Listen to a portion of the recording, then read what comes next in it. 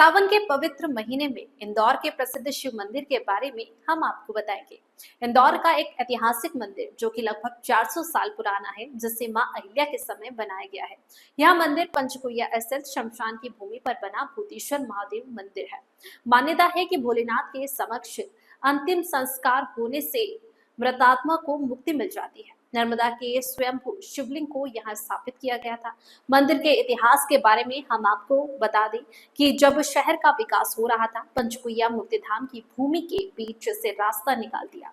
इस बार मुक्तिधाम की दीवार बनाने का प्रयास किया, लेकिन वह बार बार गिर जाती थी। बाद में मुक्तिधाम की दीवार में बड़ी खिड़की और मंदिर में भोलेनाथ के सामने भी खिड़की बनाई गई, तो दीवार पूरी हो सकी। आज भी अंतिम संस्कार भूतेश्वर के सामने ही होता है। सावन का तीसरा सोमवार है और इस सोमवार हम आपको विशेष दर्शन करवा रहे हैं महादेव के।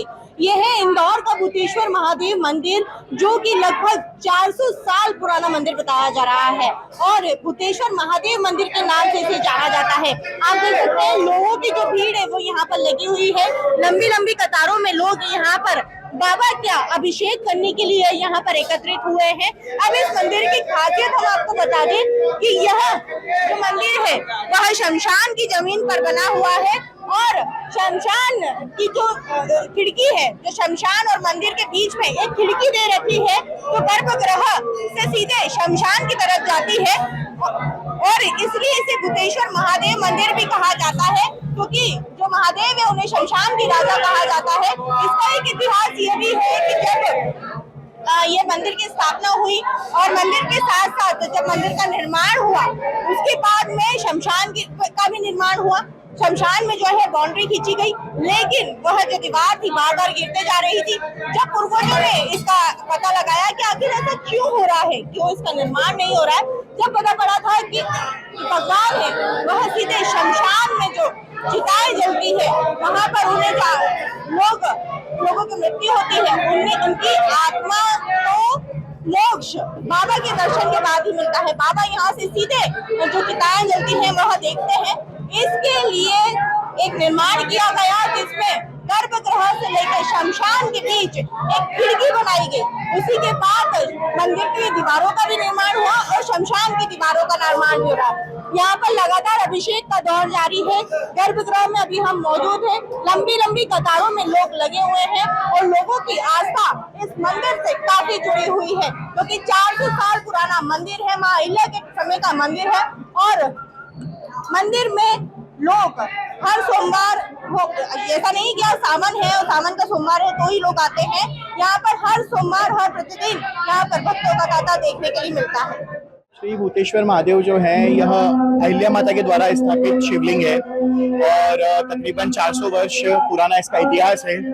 जब माता अहिल्या ने सभी दूर शिवालयों की स्थापना की थी, उसी समय जो है भगवान भूतेश्वर की भी स्थापना की थी और तभी से यहाँ पर जो है पाठ पूजा इत्यादि वगैरह चला आ रहा है।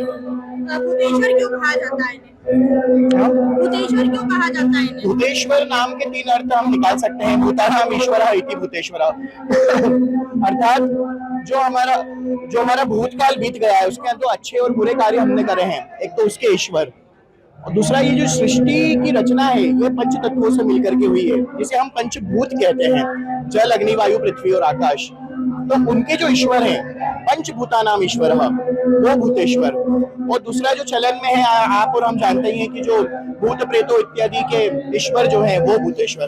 तो इस प्रकार से हम 3 अर्थ इसके निकाल सकते हैं। मैं यहाँ करीब बचपन से आ रहा हूँ, लेकिन 35 साल से मैं सतत आ रहा हूँ यहाँ, और ये बहुत प्राचीन मंदिर है और यहाँ जो मन्नत मांगी जाती है वो पूरी होती है। आप जिस हिसाब से भक्त यहाँ देख रहे हैं वो भक्त आपको मालूम पड़ जाएगा कि कितनी आस्था और कितना विश्वास है इस मंदिर पे। प्राचीन पश्चिम क्षेत्र का सबसे पुरातन मंदिर है ये। हमने आपको भूतेश्वर महादेव मंदिर का इतिहास भी बताया और क्या मान्यता है ये भी बताई। पंडित जी से भी बताया आखिर कि कितने साल पुराना ये मंदिर है।